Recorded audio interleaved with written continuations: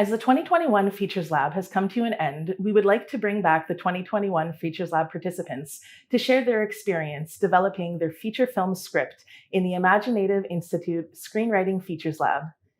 Here at the Imaginative Institute, we are so proud of all the feature film scripts the 2021 cohort have created and cannot wait to see them continue to develop into original Indigenous-made films.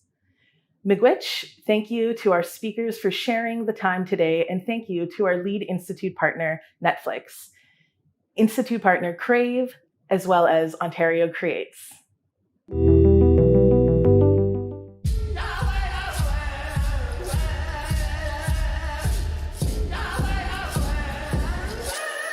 You are gifted.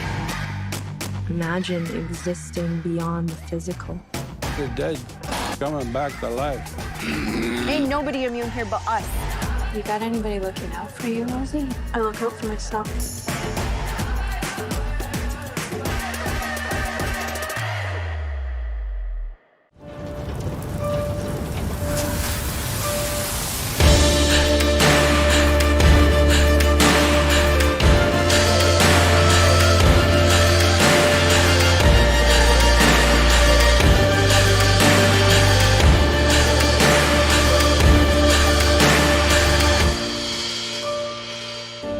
Directors.ca.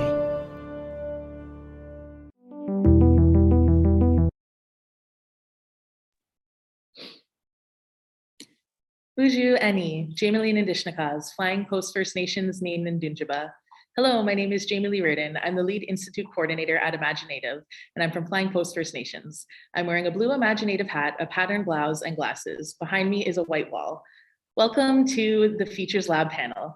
The Imaginative Institute Screenwriting Features Lab is a year-long paid opportunity to write an original feature film script from treatment to strong script draft, working closely with Imaginative staff and an Indigenous story editor at every stage.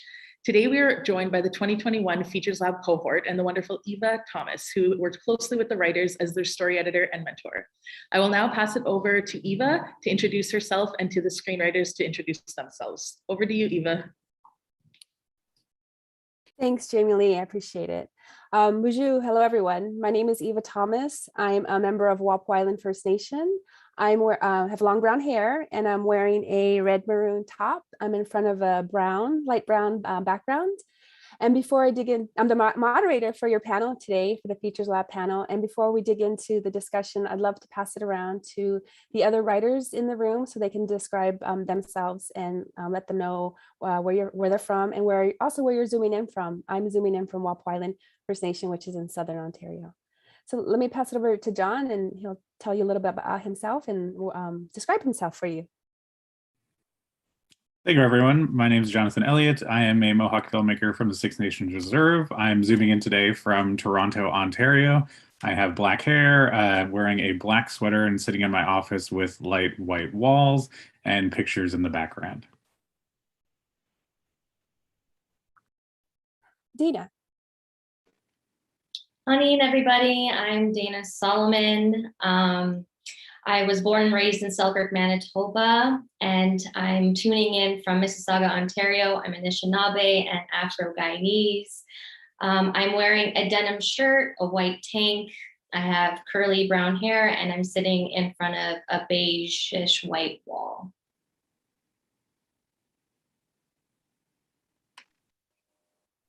Hi, my name is Ita Johnson. I'm a Mixtec and Dutch. Mixtec from Mexico. I have short brown hair, black eyes. I'm wearing glasses. I'm sitting in front of a wall with a pink stripe and different Mexican decorations. And I'm here with my co-writer Armando Bautista, so I let him describe himself. Hi everyone, I am Armando Bautista. I am from Mexico. I am Mixtec as well. And I am the producer and the co-writer of the project Nyuchi. I am wearing a purple shirt. I have brown eyes and black hair. Thank you. Talofa all. I'm Mitsa Tokmalatai. I'm a Samoan writer who is currently zooming in and a guest on unceded Shoshone, Paiute, Goshu, Inuit land, colonially known as Salt Lake City, Utah. I have shoulder length black hair, brown eyes, and I'm wearing a striped black and white short sleeve. I'm in my bedroom / office, so my background is pictures, a bulletin board, and a bookshelf. Very good. Thank you, everyone. The Imaginative Features Lab is in our third year. This is our third year of going through this process with writers. Every year we invite 4 writers, or in this case, 3 writers and a team for 4 projects a year. We've helped complete 12 projects through the Writers Lab. And this year, our first script that was developed to the lab went to camera, and that was Gail Maurice's Rosie. So we're really excited about that. We spend about 9 to 10 months working with the writers, just from idea that they propose in their application. They go through a jury process, and we pick 4 projects, 2 Canadian and 2 international projects, to join the lab through a process from first draft, second draft, and a polished draft, and which brings us where we are today. So these 4 projects have completed first draft and ready to move on to second draft, or ready to find producers and hit the market. So what I'd like to do is, before we dig into sort of what's in the lab and what we did and the process and all that stuff, I'd love for the people in the audience to hear a little bit more about your project. So if I can hand it over to John, and John, if you could give us a little bit about your project. Tell us a little bit about it. Yeah, so the project I developed in the lab, thanks with everybody involved here's help and more, is called Little Thunder. It's a fantasy coming-of-age film that follows a 12-year-old boy named James. He's Mohawk, growing up on the Six Nations Reserve, and he meets and befriends a stranded thunder spirit who's been trapped on Earth for the past 50 years. And through growing a relationship with her, he learns how to connect to his family, to his culture, to his identity, and he has to help send her back to the spirit world before it's too late. And John, that's a family film genre, would you say? Yeah, family friendly. It's very much a coming of age film from the perspective of young kids and young teens. Very family oriented. Yeah. Great. Wonderful. Thank you. Dina. My project is called Between the Lines, which is centered around an Afro-Indigenous character, Winter Muñez. Winter Muñez lives in Winnipeg, Manitoba, and she's an emerging writer who's ethnically ambiguous and navigating identity and struggling to find where she belongs and fits in. She feels like she doesn't fit in with either side. She eventually returns home to her First Nations community, where she finds confidence in who she is. She reconnects to her family identity, and she ends up falling in love with a childhood friend. Great. Thank you, Dina. Also kind of coming of age as well, that sort of same lane. Yeah. Great. To the team, could you please introduce yourself and your project, or your project? Yes, our project is called New Yuchi, which means City of Daggers, and it's set in the 12th century in the Mixtec region, so this is in pre-colonial times. It's about a young Mixtec princess who is about to get married, but then discovers that her father was murdered 15 years ago, and she always thought that he died of natural causes. And she decides to investigate, but then discovers that her future husband might have had something to do with it. And she needs to decide if she still wants to marry him, and if she wants to take vengeance. So that's the film in a nutshell. It's basically a murder mystery, and we have a young Mixtec princess as a detective figuring out what really happened. Great. Okay. Great. Beautiful. Well done. Great. Mita, tell us a little bit about your project. So the project I worked on during the intensive is Blood in the Bowl. It's a queer coming of age horror film about a young Samoan woman named Messina Isaiah, who struggles to reconcile with the constraints of the strict religious community that she was born and raised in, with what she believes to be true. Definitely heavily influenced by like Jennifer's Body. It's very, very kind of dark comedy and really intended to really speak to queer audiences. Great, thank you. What I really love about the lab is not only do we have this sort of like international lens, because we have international, Canadian and international projects in the bunch, but it's also they're different genres. Like we have horror, coming of age, family friendly. We've done rom-com, some sort of things that are based on your own life. Like in Dana's case, I know it's really inspired by your own experience. So the lab really takes all kinds of projects into consideration. But really want to talk about now is process. Like if we can share with the folks, like what we did in the lab. As I mentioned before, when you in your applications, you really just kind of pitched an idea, maybe a one-page synopsis, maybe some examples of your writing work, but really it was just at an idea phase. And then we had you do kind of like a treatment, which was your story, like in short story form. And then you drifted on to a first draft and got notes, and second draft and got notes, and then send you off for a polish of your script. So that's sort of like the stages that we take you through. But if you could just talk to us about process, like what was it like to go through that process, and what did you find helpful or challenging? So open up to anyone who wants to begin. Yeah, I'll begin. Well, it was such a learning curve, I think, the whole process, and coming to the realization, like Eva, you said a lot of times that writing is rewriting, and being okay with the script kind of being messy at times. But I think for me, that's where mentorship was very valuable, and getting those feedback and those notes. I think that's what I appreciate the most from this program, is having that mentorship, because writing sometimes can feel like a solo experience. It's just you and the pages that you're creating. And so having that feedback and that support along the way was very, very helpful in the whole process. Great, thank you. I just so appreciate you saying that, because I too find writing features very, very lonely. When you're doing television, you're in a writer's room, you have people who you can bounce ideas off, but when you're just you at your desk, it feels so like a solo mission. And that's what I really wanted to build in this lab, was that idea of community, and how can we do this in like a communal space where you have other Indigenous writers and you read each other's work and you give notes, and how can we support each other? And then you have this like family of writers that you now belong to. So thank you for that, Dana. Anyone else can talk to us about their process in the lab, and what was easy, what was hard, anything like that? Yeah, I can quickly speak to that. I think,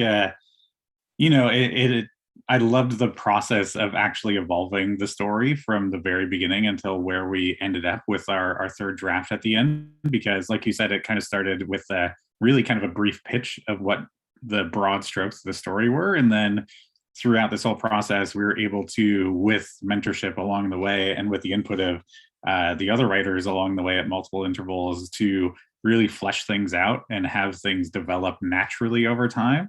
It didn't feel like you had to come in with an entire script already ready to go. It was very much a natural process that was worked through, both independently and with mentorship along the way. And I think that made the process a lot easier, but also it kind of felt like you always had support. It felt like you always could reach out to people if you needed to ask questions and get guidance along the way, or if you changed your mind about a certain idea.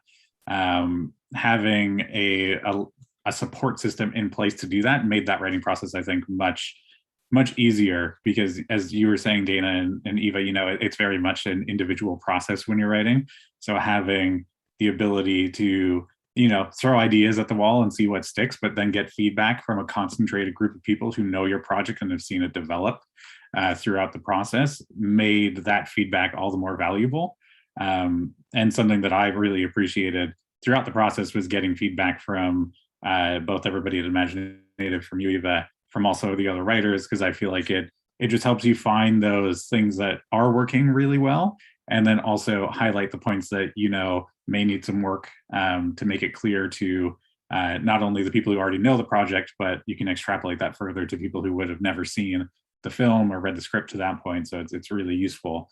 And I had a really, really great time with that. And I think, it's incredibly invaluable process to be a part of, to just have another group of Indigenous writers who actually have some inherent understanding of the stories that you're trying to tell and having their input along the way. Great. Thanks for that, John. It's really amazing when a writer talks about their own story. Like even if they're lost, in the process of talking about it and saying out loud, a couple of things happen.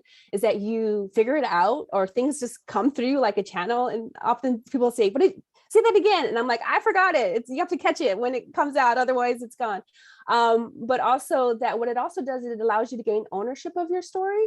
And the more you say it, the more you tell it, the more it becomes part of you, then you really find ownership in that story. Then you can pitch it with confidence because you know it back and forth and side to side in all the ways. And that's what this process also is an opportunity for you to speak out loud.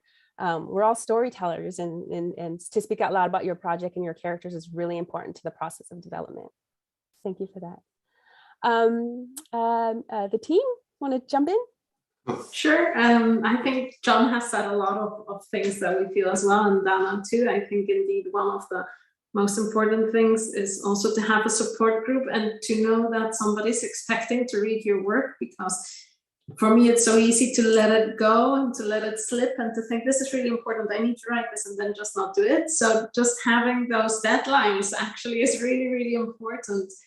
And it has felt like a really safe space where you can discuss all kinds of problems that have to do, like how do things translate from one culture to another? Because if you're discussing a very specific period and a very specific culture, like in our case, you always have this worry, like, will an audience understand? If it's not, you want the audience to be wide, not just Mixtec people. Of course, it's important that film is understood and liked by Mixtec people, but also outside. And then you're always wondering, like, well, if I have all these elements that are so specific, will people get it? And then it's great to have a safe space where you have like a first audience who can read the project and react to that and give you feedback and tell you how they're reading it. So that's been wonderful. And it's also been really encouraging because the atmosphere has been so positive and so generous. Everybody has been so generous with their comments that it's been very encouraging to continue writing.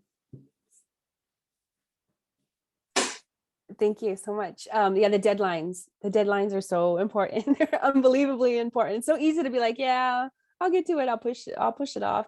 But the one thing that I feel, and I think I've said this to y'all before, that I feel like the writers who come through this program, they're not afraid to write, and they're not afraid to make changes to that writing, because we expect you to. I think I said to you before, like, your second draft is not just a few changes on your first draft. Like, I want you to do the work, and you all have done it. Like, every time your drafts came back, they were stronger. Every time your drafts came back, they were funny, they were more mysterious, or a little bit more sarcasm that was working in each of the cases. So yeah, that you guys put the work in. Not only did you show up, but you put the work in, and it shows in the final product of the script. Mita, do you have anything else that you'd like to share about your experience in the process?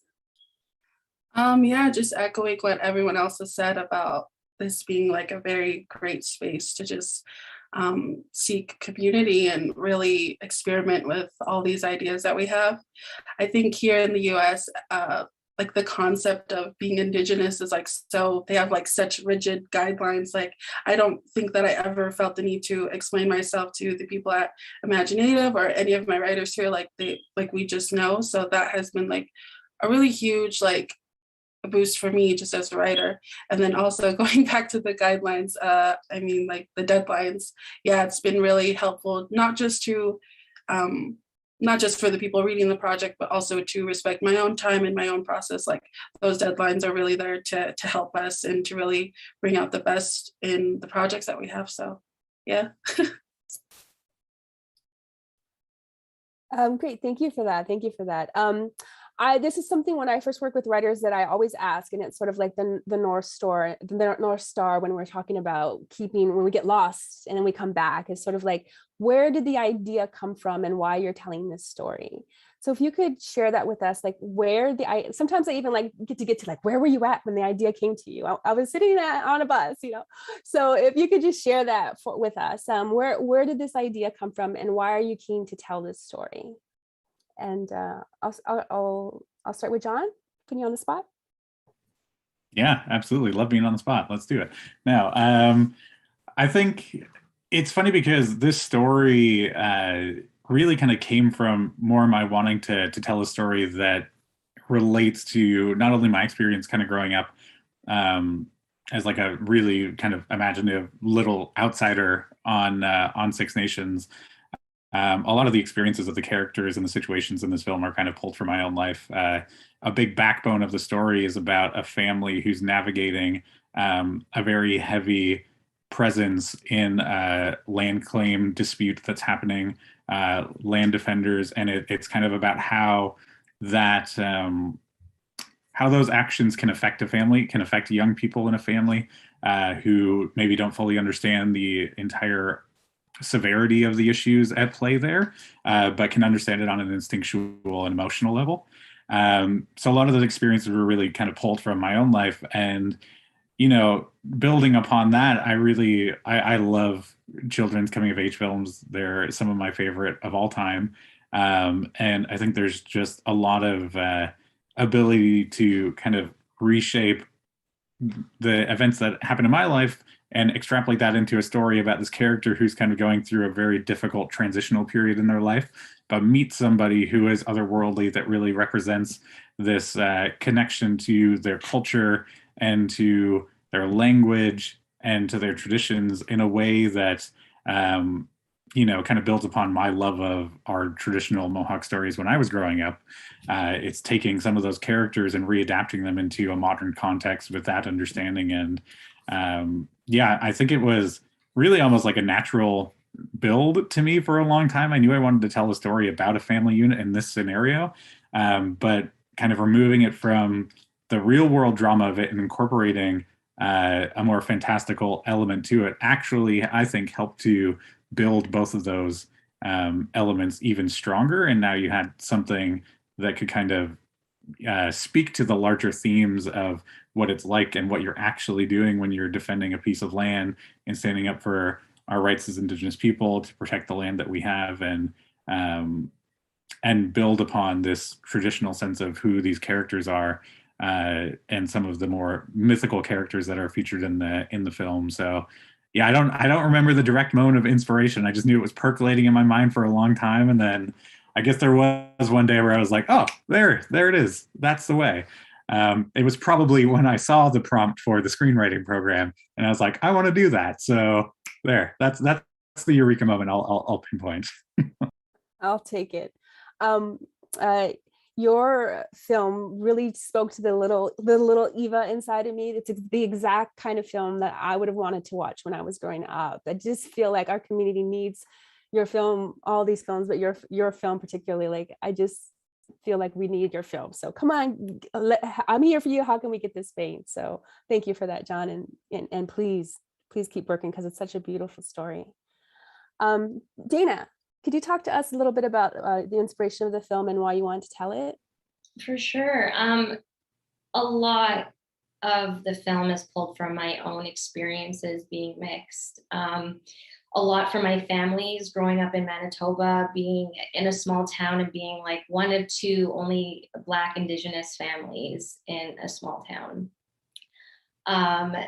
And also too, I work with youth and in the urban setting and here in Toronto, and a lot of little girls and boys and children who I work with are mixed with Black and Indigenous. And I just feel like there needs to be more representation on screen of Afro-Indigenous characters, and no two Afro-Indigenous people look the same, and I think that's really important too. Is like some of us who are mixed, we're ambiguous. We feel sometimes we don't fit in the checkbox, or we don't maybe look like how people expect an Indigenous or Black person to look, or a mixed person to look. So that's why I feel like this film was really, really important to me. And I remember the exact day that I said, I'm going to write this film. It was in 2018. I had a youth group, and I took them to this group called Story Planet, and it teaches youth how to storyboard and come up with stories. You can draw pictures and whatever. And they gave these little these sheets of paper that had squares along the paper, and it told them to jot down their ideas. So while they're jotting down their ideas, I was writing some of my frustrations and experiences in each of the squares. And that day I said, I'm going to write this film. And so I remember the exact moment. And it's taken, this long to flesh it out and get, it on paper. And I think it too, with screenwriting, it takes time. And that's one thing that I've really learned through this process, is that it doesn't happen overnight, and you can't expect to have a great script right off the hop. It does take time and care to develop, especially if it's a story that's really important to you. Thank you for that, Dana. I know when you first connected with me, you said, I have an Afro-Indigenous story. And I was like, sold. I was sold, because I just know, again, how much our community needs this, because I don't think we have enough Afro-Indigenous stories. And I know that it's also a vehicle that you want to act in, and maybe a vehicle you want to direct. And so I know that you've also taken steps as a producer to make this happen. So I just love the story, and I love what you're saying. And I'm just speaking to an audience that's just waiting for this movie. So keep working at it. I'm here to help you. Let me throw it over to the team. So can you tell us where the idea came from and why you want to tell this story? Yes. In Mixtec culture, we have many documents, ancient documents. We call them codex. And the codex, we have many descriptions, many stories of the kingdom Mixtec. And suddenly Ita and me decided to develop any project, because there are very interesting characters in the codex. And obviously there are many foundation stories, but Ita and me decided to make any story with a princess perspective. And then she started to write in English, but suddenly we discussed the subject in Spanish or in Mixtec some cases, because obviously the film will be in Mixtec, because the story takes place in the century 12. And maybe you want to tell something else? I think we had been pondering about telling this story for a very long time, and it is quite a well-known story, to be honest, because there are not that many Mixtec codices. The process of colonization destroyed most of them. It is believed that there were thousands of books, but they were all burned by the Spanish conquistadors. And today, 4 of those codices remain that are known of. And my father has dedicated his life work to interpret them. So I am quite familiar with the stories, but they are quite well known in Mexico. A lot of history books do share what the stories are about. And the perspective from which they're told in the history books are always from this male warriors and male, let's say, kings that go out and conquer other places. And I always thought we should tell something about the pre-colonial history, but we should find a different angle to it, one that is not about conquering and not about more violence and not about this toxic masculinity. So while we started talking about it, at some point we found this female character that is the daughter of such a male warrior, but ends up marrying another one. Only her kingdom knows peace. So we thought, well, this is the perfect character, and nobody ever turned to her. So we wanted to make a film about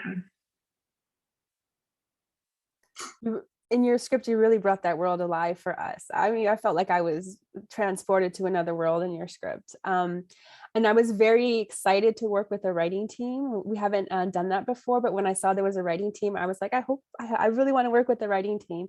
But not only, we almost kind of needed the writing team in your case, because in your case, you are doing it kind of in like a 3-language dance, if you will.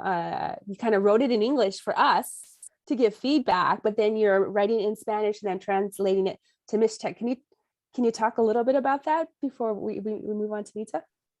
Yes, we do need to write it together because, well, I know the story because my father is the academic who has done the investigation, and as from a small age, I've been listening to these stories and to these characters. but Armando speaks Mishtek and I don't. My mother is Mishtek. She speaks Mishtek, but I don't. I never learned it. We migrated to the Netherlands and I just spoke Dutch and Spanish and never learned Mishtek. So if we want to do this in Mishtek, then Armando needs to write it in Mishtek. And we had to write it in English for the lab. And the language that we share, that we really feel both really comfortable in, is Spanish. So we have been going back and forth. We have a complete draft in English and a complete draft in Spanish right now. The Mishtek version has sort of moved so many times that we need to really get back to it and do the final version in Mishtek. The director is Mishtek as well. And that's I need to write in Mishtek and then he can read the dialogues and then he can and then he can direct the characters. Yeah, he will probably have to adapt it to his version of Mishtek. Yes. Yeah. So it's been a whole complicated thing, but it's been great and interesting as well. Yeah, that's something about the mystery set in that time period. It's just it's really special. Thank you for that. Mita, can you talk to us about where the story idea came from and why you wanted to tell it? Yeah. Own experiences and identity as a queer Samoan woman. Like I said, I'm tuning in from Utah, so every stereotype you can think of is probably correct about the very religious state that we live in. There's no such thing as separation of church and state here in Utah, and so this film is very much it's been like an exercise for me to kind of interrogate the way that I was raised and the way that we raise our queer Pacifica youth here in Utah, and just yeah, it's just something that I've really wanted to commit to page for like a very long time. And so this intensive has just been exactly what I've been waiting for. Yeah, it's just like, it's the cool queer movie that I've always wanted for myself. And so I just went out and wrote it.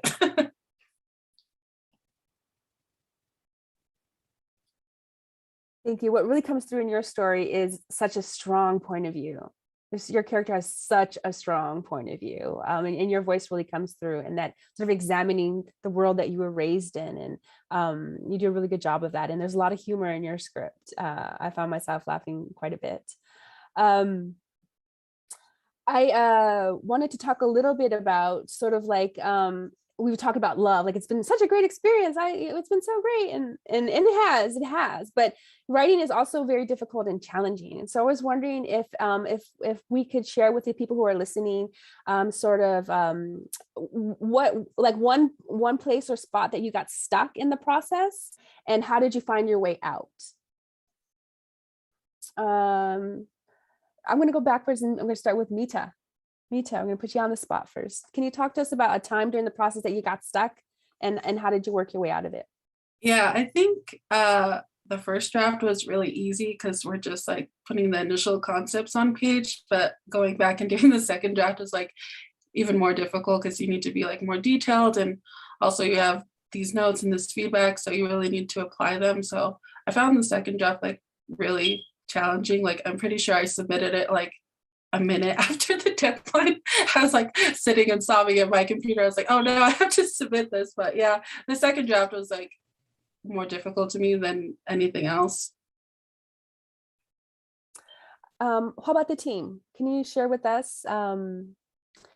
That I just wanted to say to point that when you build a script, it's like a house of cards. Like, and you feel like if you pull one thing out, the whole thing is going to fall, but it actually doesn't. And there is this fear that if you do, the whole thing will fall, but all of you let the thing fall and you were able to put it back together. So I just want to say that to my writers out there, is that there is this fear when you have built something that if you change something, the whole thing will fall apart. And I know it feels that way, but you can build it back together and it will be stronger in those places. So sorry about that, Ita. Please share with us one spot that you got stuck in the process, and how did you get your way out of it? I think we're still working through it, to be very honest. But yes, the last revision was the hardest, and until somebody pointed out that we were resolving all our characters' problems because we wanted to be nice to them, and then we suddenly realized, yes, of course, that's what we're doing. We're not letting the problems the characters have problems and therefore have conflict. So I think we know how to resolve it now, but yeah, it was necessary to hear that. So really hearing the feedback, and that's why feedback is so important. And it's because maybe just people are not seeing what you see. I always say sometimes writers have a disconnect between what they think is on the page and what is actually on the page. That's why getting the feedback from other people, and particularly other writers who care about. That's the one thing that I try to say is like, I care about you, I care about your story. So please receive the notes in that energy space that I'm on your side. It's really important that writers feel that you're on their side, because you don't want them to feel attacked, because it's not, it's really about the work and helping the writer get to the next level. Dana, can you share with us a time when you got stuck in the process, and how did you work your way out?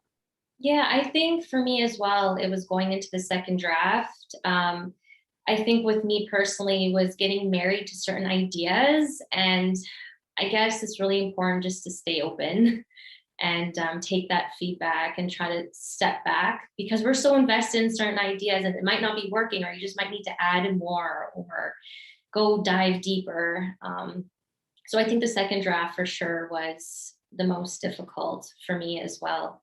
But the feedback helps getting out of it and having some clarity. And I feel like after all the feedback notes and with the session that we've also had with Kate Lays, I have a clear path for the second draft now, which is really awesome. Great, thank you, Dana. For the folks out there listening, we will take the writers through process to kind of have a third polished draft, and then we set them up with an outside story editor who hasn't read their script previous to that first read when they get it, and then that person gives them some new sets of notes. And our hope is that they will take those notes and then start on their next draft, because writing is rewriting. So yeah, thank you, Dana. John, how about you share with us a time where you got stuck in the process and how you worked your way out? Yeah, so I think I got stuck going into my third draft quite a bit. I think at that point, because we've had so many discussions, both as a group and with the other writers, that it became apparent where certain aspects of my story that I had already kind of been thinking about needed to shift around. And I was just very unclear as to which way to take it. I had multiple ideas, things that I thought would work really well. But when you start to really stew in it and you're listening to the notes and the feedback and you're thinking about it, it maybe starts to point, at least for me it did, that the issue that I thought was there maybe wasn't entirely the issue that I thought it was. So it's really just thinking through the whole process of, okay, what is this character bringing to the story? What's this element bringing to the story that can't be brought in elsewhere? Is it challenging enough? Is it, is it too easy? And really thinking about the elements of the script at that point, and the characters involved. And, in my case, it was, how do I introduce certain things earlier so the ending isn't so jumbled and a little bit of a mess? And I think that process is very much going to continue, because as Eva said, and as Dana said, our outside story editor, Kate Lees, gave me a lot of great feedback and a lot of great, fresh eyes on the script to be able to really see it from a new perspective. And with the expertise to really kind of help hone in on where I think those points of interest are and resolve some of those things. So, it's definitely, I'm not going to say it's a page one rewrite, absolutely not, but it's very much going back to the drawing board as to, who the characters are, how many characters are in the project, and like from a very realistic perspective, going back and switching things up to hopefully make the story stronger, because I think it's only after you get to a certain point, at least for me, that you really start to understand your story, you really start to understand your characters, and you understand where, like Ita and Armando were saying, like you're easy on your characters sometimes because you care about them and you love them so much. So I think it's really learning who they are, and also then knowing, okay, they can deal with a lot more. They're tougher than I think they are. So in this new draft going forward, really throwing everything you got at them and seeing how they get out of it, I think is going to be a big challenge, but a lot of fun. There's that saying is that you write your first draft and you figure out what your story is. And I think that's what y'all did. Is, I know we call it first draft, second draft, but I've often said that when you leave us, we'd like you to consider this like your first draft. And so that when you go out to the marketplace, you're going first to second draft. But yeah, in some ways you're just figuring out who your story is. And that's sort of why the development process is so important. One of the things that I love about this story is that you guys get to read each other's work, and I would love to hear what your thoughts were when you first read each other's full first drafts, and what you thought of each other's stories, and that process of giving feedback to each other. We'll start with Dana. I was really inspired by everybody's story. I think it was incredible to getting to know everybody's story and seeing where it goes. Everyone's story is so completely different. So I thought they were all really incredible, and they all bring something so special to each story. I really enjoyed getting the feedback from everybody. It's always great to have your peers give you honest feedback. That way you can fill in the gaps in your own story. You can take it back and make it stronger. So I really appreciate it. I think that was one of my favorite parts of the lab, was getting to read everybody's story and getting their feedback. And Armando, share with us what your thoughts were when you read each other's work and giving and getting feedback. Well, it was really great to read so many different stories, because indeed they're set in very different contexts, and the stories are all very different genres. I must say that, like Eva, I really went back to being a child when I was reading John's, and I could completely imagine watching the film with my children. I think that would be great.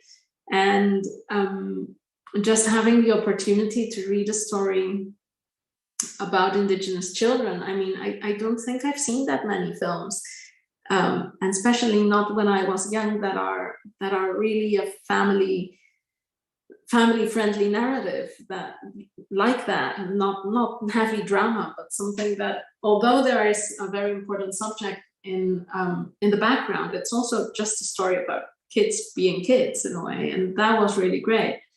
And the same with Dana, although it's a very different context. I mean, I'm mixed as well, so I recognized all those struggles, and I immediately went like, oh, wish I could have seen this when I was younger. So it was really, really special to read all the different scripts, and the same is true for the feedback, because you get feedback from different perspectives and contexts. That's quite special. Thank you. John, how about you share with us what it was like to read each other's stories and give and receive feedback?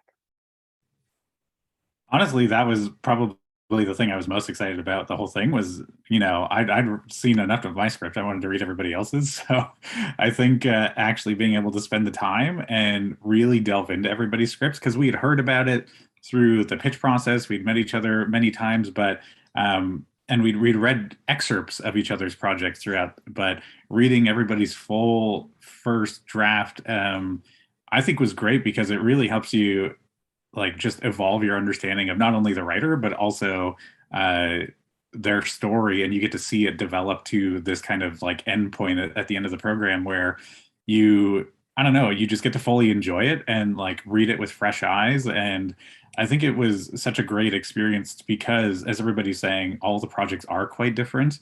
That also made it fresh, like you were kind of excited to read everybody's individual scripts, because you knew that they were going to be different, and nobody had people spoke to, I think, a lot of the same universal ideas, but in such intricate and different ways that was very unexpected.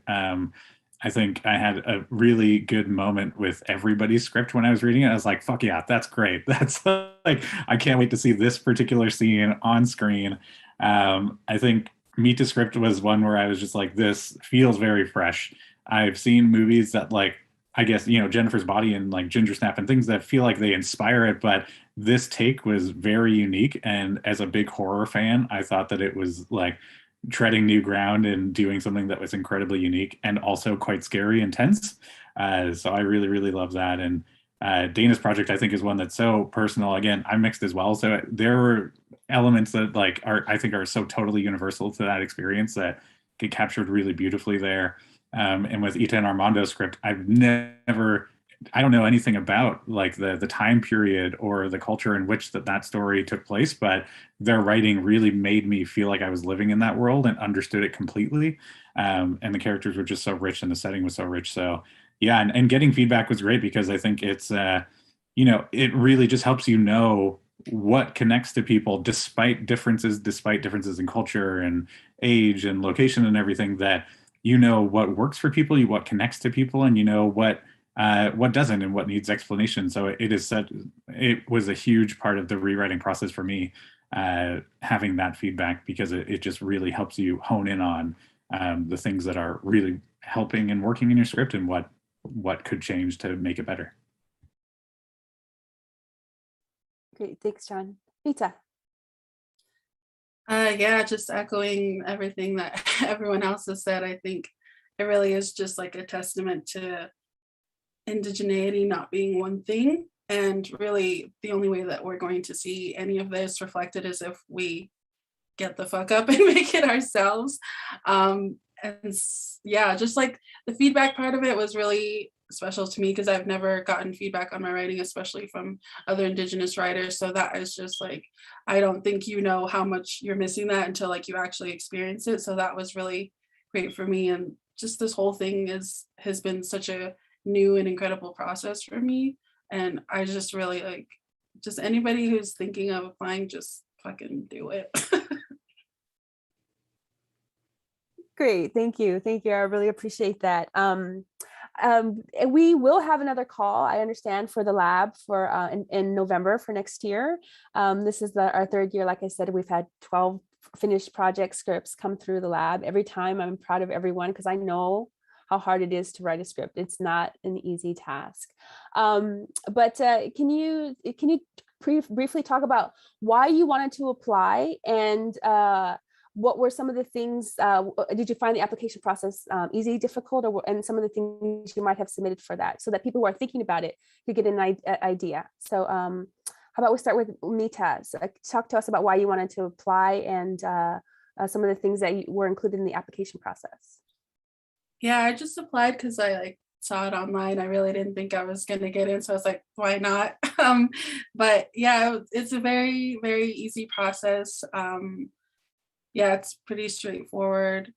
Yeah, like just I wasn't prepared for like outside of the writing itself, how many opportunities that Imaginative was going to offer me. And so they've really been offering me support throughout this entire thing, not just with the writing, but other opportunities to like speak on panels like this. And I've looked at a lot of other kind of programs, writing programs for me to enter in after this, and not that many benefits. So really this is where you want to be if like you're still working your job and you still need that extra income. Like this is, yeah, it's really great.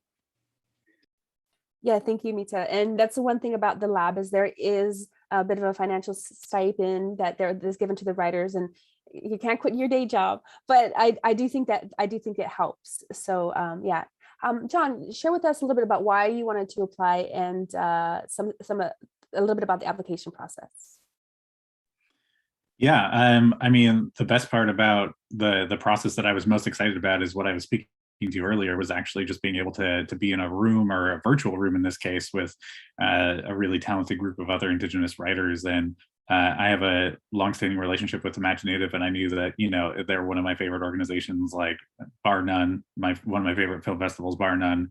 And I knew that because of the participation I had in other programs with them, that it would be a really rewarding and like, not just rewarding in the sense of like you get a lot out of it, but the community that is built there, and the resources and the access, like Mito was saying, to just providing you with opportunity and support, I think is great, and it's something that I absolutely love.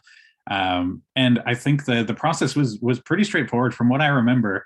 Submitting a synopsis of the story, a few writing examples, and previous work and stuff. It's far less daunting than other applications I've done before.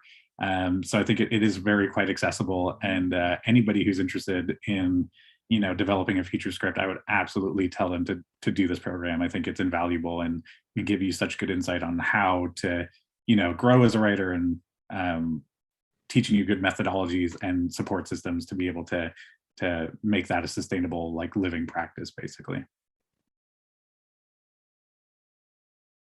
Great, thanks, John. Dana, can you share with us a little bit about why you wanted to apply and a little bit about the application process? Yeah, I think for me, applying as a new emerging filmmaker was about the mentorship and support and finding a community within the industry.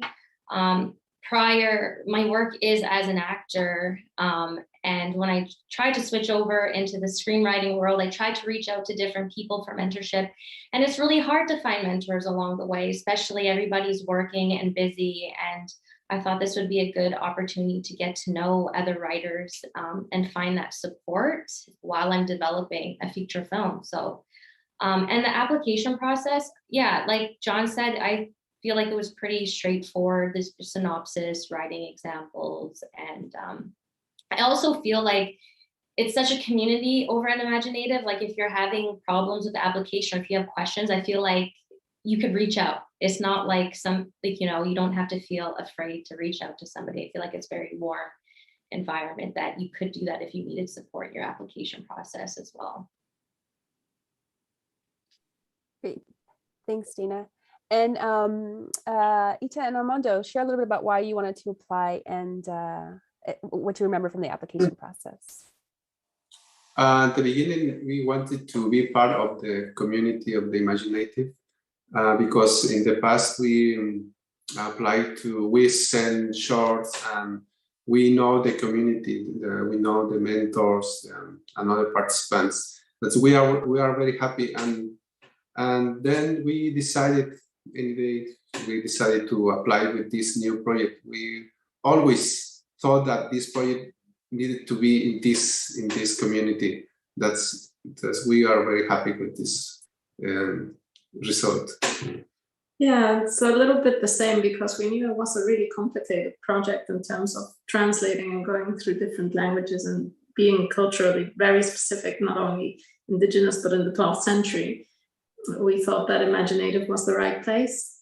And I think the application process was fairly straightforward. We had already started writing the script, and we had written a treatment.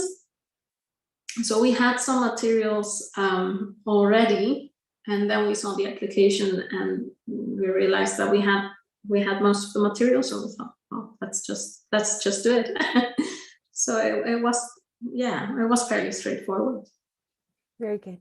I think we're going to be taking questions soon from the audience. But before we do that, I have one more question for y'all. Can you share with us what's the next step? What's the next step with your project? What are your plans? Where do you see yourself taking this project, and then over the next year or so? How about we talk with Mita first? Yeah, definitely going back in and doing another draft. I think just to tighten everything up and make sure it's the best version of itself. I'm so new to all this, I really don't know what's next. I just know that I'm gonna continue to work on my writing. A lot of my stuff is community based, so just trying to build that film community that you all have in Canada right here. So just continue to do what I do, and hopefully getting more opportunities. John, why don't you share with us what's next for the project? Yeah, so as Mita said, going to be redrafting, and that's just going to be an ongoing process, absolutely. But I'd love to be able to actually produce the script in the near future. I know it's definitely a project that requires a decent amount of funding and backing behind it to bring it to life the way it's written, the way I envision it. So I'm going to be, trying to take steps towards that. I'm a director and cinematographer myself, so I'd love to direct this project. And yeah, I have a really kind of keen eye and keen sense as to how I want it all to play out. So, taking steps towards that, looking for funding, looking for producers to come on board, and hopefully make it in the near future. Very good. Dana? Why don't you share with us what's next for your project? Yes, I do have to apologize. There might be some drilling noises in the background. I think my neighbors are doing some construction work beside me. So I apologize if you hear any drilling. But yeah, for me as well, taking this script into a second draft as well. My ideal situation would be co-directing this script one day and also acting in it. But just tightening up the script, taking it into a second draft. I think that's the next steps. And Armando and Ita? Yes, we are working very, very hard to finish the first draft.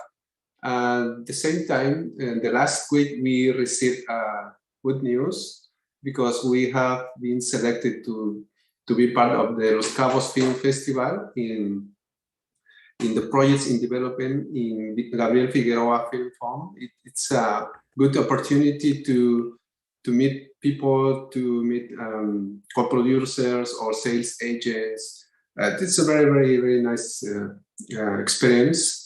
I am going to talk with the director and to share this news. And we are talking with the photographer, with the future editor. Yes, there are many people involved in this project now. And slowly we have, step by step, the project is growing. And the next year, between January and February, we want to apply to the National Film Fund in Mexico. If everything is okay, if we win the funds, less than 2 years, we can start the shot, the film.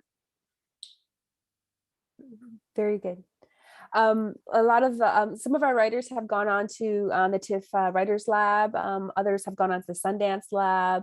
Others have gone on to write for television. As I mentioned in the intro, one of the scripts in the first year of the lab went into production this summer. So we're going to want to hear all of the updates with your project and as it moves forward. And I think I've mentioned to you all before, I'm always going to be here for you. I'm always going to want to read the news versions. I'm always going to want to know how things are going. So please, our relationship doesn't stop here. I hope that you can reach out to me if any time you needed some advice or needed a read or needed some notes on something.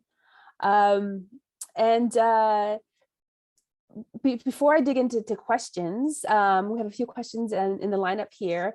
Can you each sort of give us sort of like your final sort of last impressions of your experience in the lab and sort of your last takeaway? Dana, can we start with you? Yeah, I thought this was an amazing learning experience, and I am just really, really grateful to get to know all the other writers and mentors. It's been a wonderful experience, and I hope our relationships continue. I want to keep in touch with everybody beyond this as well and get updates on your projects and where it goes. I'm cheering you on. Mita, how about you? How about you share with us some of your sort of overall final thoughts on your experience in the lab? Yeah, just like Dana said, like it's been just really incredible to have this little community here. I definitely feel like I could refer back to anybody at any time. Yeah, writing is such like an isolating thing. You tend to feel like you're alone, but if anything, this intensive has showed me like there's far more Indigenous writers out there, and you just gotta get in there and find your community. Yes. And John, why don't you share with us some overall final thoughts on your experience in the lab? Yeah, I loved my time in the lab. I think it's really helped to not only develop relationships with writers that I hope to continue going forward. Like I'd love to reach out to all of you at some point and continue working together in any capacity, even if it's just giving notes or anything. Like I'd want to see all your projects come to fruition, and I can't wait to see them all. And I think that, yeah, like Mita and Dana were both saying, it's building that community. It's finding that community of like-minded Indigenous writers who are very talented and can help each other find their voice. I think that's something that throughout this process, I feel like I've really been able to hone in on with everybody's support, is just helping to find my voice as a writer and feeling confident in that writing to be able to connect to people. So yeah, it was a truly invaluable experience. And yeah, I hope everybody's projects get made because they're all amazing. Everybody, any producer should reach out to them right now and be like, yeah, here's some money, because they all deserve to be made immediately. So yeah, I love my time and looking forward to keeping these relationships going. Very good. Thank you, John. And Ita and Armando, your final thoughts on your experience in the lab. Yeah, I completely agree. It's been a wonderful experience, and I've learned so much about the script, about script writing in general, about Indigenous stories. And I just want to see all the films. I'm really looking forward to see every single film that I read the script, which is a privilege. I think it's a very special privilege to be able to read a script. I mean, not everybody shares that. So now that you have read the script, you actually want to see the film. So that's really exciting. I enjoyed so much to read the different screenplays with different perspectives. I know more about the indigenous stories in different countries like Canada or United States. For me, it's very, very interesting. I've improved my skills. I think I am very happy for that. Thank you. Thanks so much. Thank you, Armando. We have some questions here, but I will just say that all of your films are wonderful. You know, I'm a fan of all of them, and I love you all very, very much. And I'm a cheerleader, and I'm a fan. And all of these movies I want to see made. But I want to say that and I think one of the reasons your stories rose to the top in the jury process is that each of you had a unique story to say, and it only could come from you. Each of your stories, like, kind of miraculously could only come from you. And I think that's what we're getting at when we're saying, like, why now, why you, why this story? And I think all of you can speak to all of that. And you have the ownership. You really feel like you have ownership of that story. And I'm looking forward to the next steps and the next steps. And I definitely want to keep in touch. And I'm just so proud of all of you. I want to go into, we have a question here. We have a couple of questions in the queue. So the first one is, do you have any plans for your stories to have sequels? Well, that's interesting. Do you think any of your stories could have a sequel? No. John? No, you're like, no. No, I mean, I think, sequels are so tough. And I think it's one of those things where my story ends in a pretty definitive spot where I don't want to see that open back up. And I think, when you're telling a story about children, it should stay with them as children. So, yeah. Anyone else? Dana, do you think you could have a sequel to yours?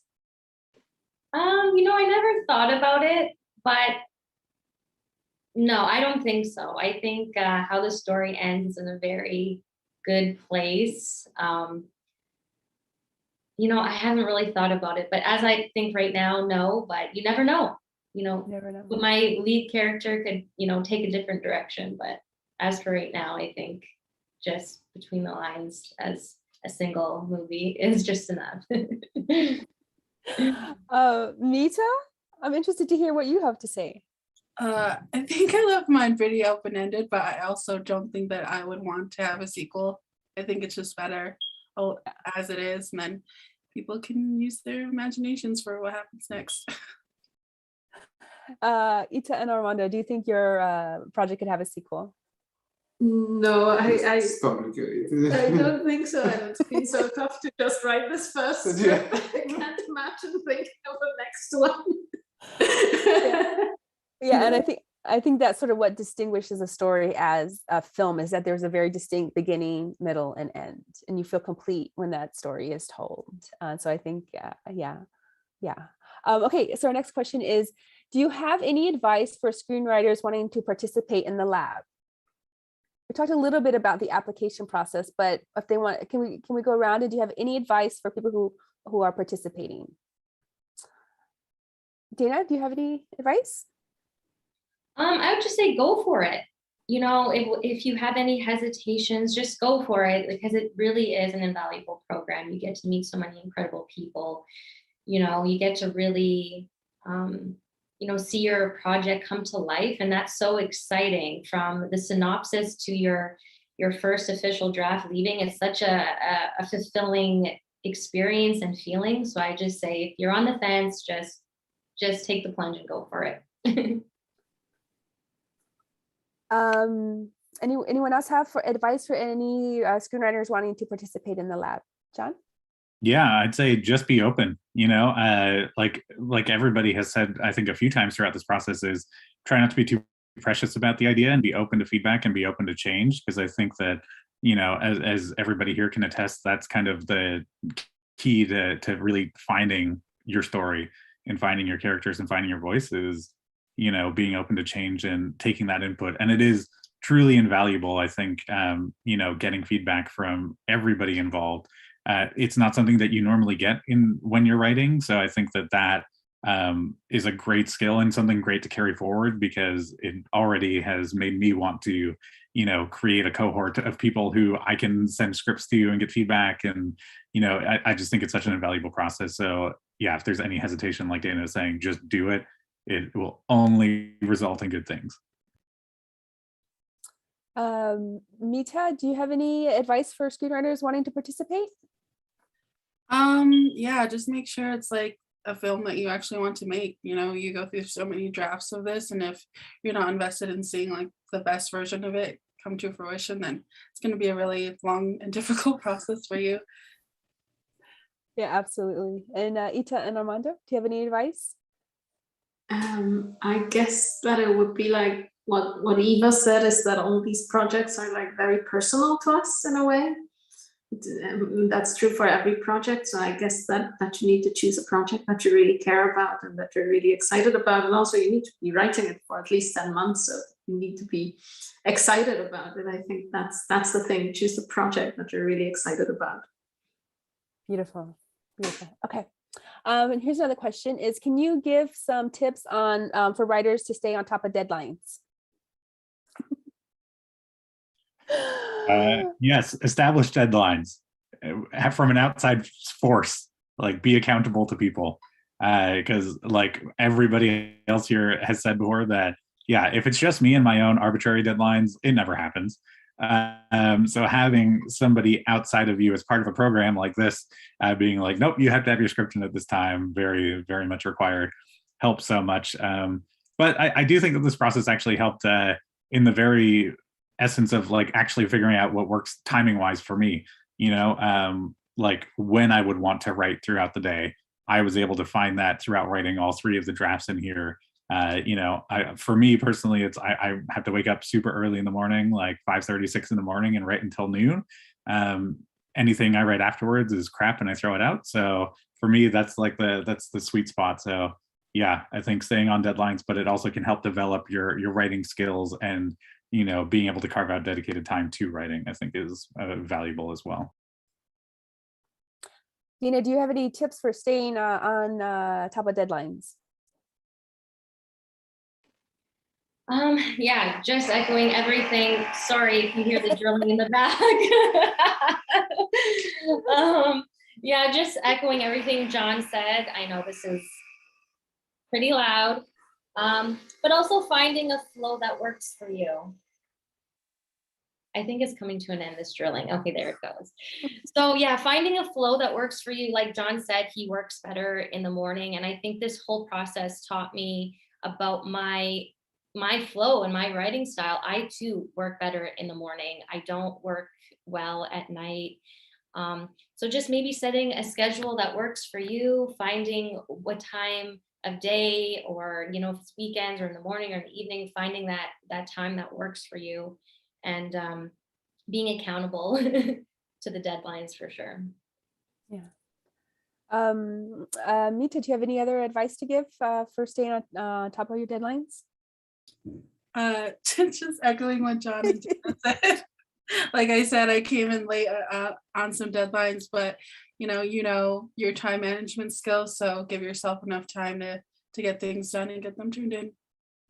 And it's important to know that the deadlines well in advance. So yeah, that helps. Ita and Armando, do you have any other final tips for staying on top of your deadlines? Oh dear. I guess to sort of respect the time that you carved out, because it happened several times to me that I had set a time like I'm going to write now, and then something came up, and then the thing that came up suddenly took over. So if you decided that you're going to write on these days or on these mornings, just make that sort of sacred and say like nothing is going to come between me and my writing, because that helps. Okay, and just one more. Can you talk to us, or do you have any tips for taking notes? The dreaded taking notes. Mita, do you have any tips for writers on receiving notes? Yeah, just keep an open mind and know that feedback is like, it's optional what you apply and what you don't. Obviously, you know your work better than anyone else, but just keeping that open mind and having flexibility. You know, sometimes people offer up things that you might not have thought about before, and it really helps to have other people to kind of be there and bounce ideas off of, and really, you know, feed you ideas that would be good for your script. Ita and Armando, any tips on taking notes? Yeah, I just love notes, so I don't know if I have any specific tips. I think that notes are great because they're in a way they highlight where something is still not understood in your script, or where something is not working, or where something is sort of stuck. And quite often you know them. I mean, I quite often notice that when I get the notes, I know like, yes, this is a point that is sort of not working, but it forces you to think through them. And well, generally the first thing you want to do is sort of gloss over them and sort of pretend that there's no problem, but you know that there's a problem. And then when somebody says, well, it's sort of awkward, or it's sort of strange what is happening in this scene, and you go like, yes, I know that.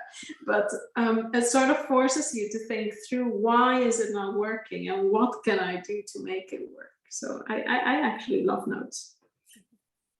Dana, any advice for writers when you're receiving notes? Yeah, just stay open and know, even after you receive the notes, I think it's all a part of the process. Even if you feel, you know, they're meant to be positive, but of course sometimes you might feel a little shitty, like, oh, where is my story gonna go if I, you know, take up one thing? Is the story gonna fall? I think that's all part of the process, is having those feelings too, and just being really open-minded and know that all the feelings that come up is normal. And I think that is a part of the writer's process, is, you know, of having certain questions in your mind, but just staying open. And sometimes it's okay to sit back and let all those notes marinate for a few days, a few weeks before you go in and try, you know, to add them and implement them into your script. Absolutely, that's a great tip. I always let them simmer. See which ones work, see which ones don't work, see which ones ring true for you. Yeah, absolutely. And John, any final tips for writers when they're receiving notes? Yeah, I mean, honestly, I'm just going to echo what everybody else here said, but I think that what you touched on last there is so important. The stewing process, you know, letting things really sit with you for a while.